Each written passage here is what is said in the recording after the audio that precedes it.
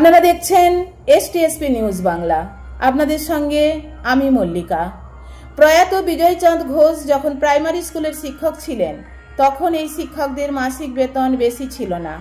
অল্প বেতনে আর্থিক সংকটের মধ্যেও সাহিত্যকে ভালোবেসে নতুন লেখকদের লেখা প্রকাশ করে তাদের উৎসাহিত করার লক্ষ্যে ঘাটাল মহকুমার সর্বপ্রথম মোহনপুর গ্রাম থেকে হাতে লেখা বন্দনা পত্রিকা প্রকাশ করেন 1362 বঙ্গাব্দে।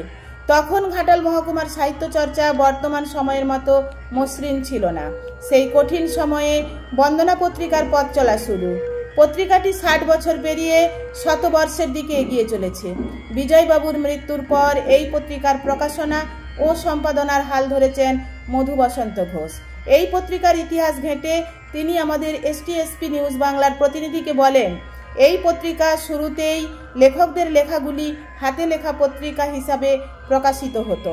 সম্পাদনা করতেন আমার বাবা প্রয়াত বিজয়চাঁদ ঘোষ। পত্রিকার সূচনা 1362 সালে। সেই পত্রিকাটি ত্রৈমাসিক মাসিক পত্রিকা হিসাবে প্রকাশের পর আর্থিক কারণেই পরবর্তী সময়ে দেশবন্দনা নামে ষান্মাসিক পত্রিকা রূপে আজও প্রকাশিত হচ্ছে। দেশবন্দনা পত্রিকাটিকে বাঁচিয়ে রাখতে এই পত্রিকার সমস্ত লেখকদের যথাসাধ্য আর্থিক সহযোগিতা করা জরুরি। সেই পত্রিকাটির প্রতিষ্ঠাতা ও সম্পাদক প্রয়াত বিজয়চাঁদ ঘোষের 98তম জন্মদিবস উদযাপন করল প্রয়াত বিজয়চাঁদ ঘোষ উদযাপন কমিটি রাধানগরের সরকার গেস্ট হাউস প্রাঙ্গণে। প্রয়াত বিজয়চাঁদ ঘোষের প্রতিকৃতিতে মালা দিয়ে অনুষ্ঠান শুরু হয়। দেশবন্দনা সাহিত্য পত্রিকা নববর্ষ সংখ্যা প্রকাশ করে সুমন বিশ্বাস মহকুমা শাসক ঘাটাল তিনি বলেন, এই ছোট পত্রিকার প্রকাশনার যথেষ্ট গুরুত্ব আছে। একটি জনপদের ক্ষেত্র সমীক্ষা করে প্রাচীন ইতিহাস ঐতিহ্য নানা লোক সংস্কৃতির বিষয়ে লেখকরা তাদের তুলে ধরেন।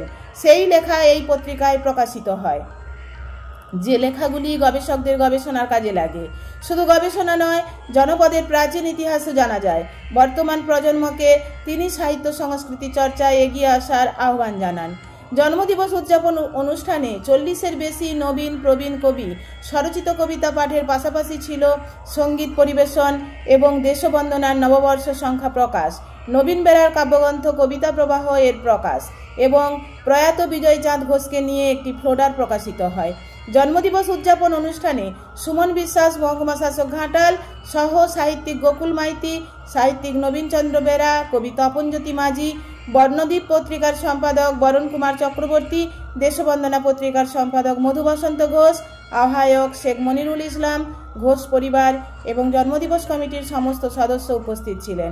রাধানগর থেকে আর পাত্র, এস প্রামাণিকের রিপোর্ট, এসটিএসপি নিউজ বাংলা, সবার খবর সবার আগে।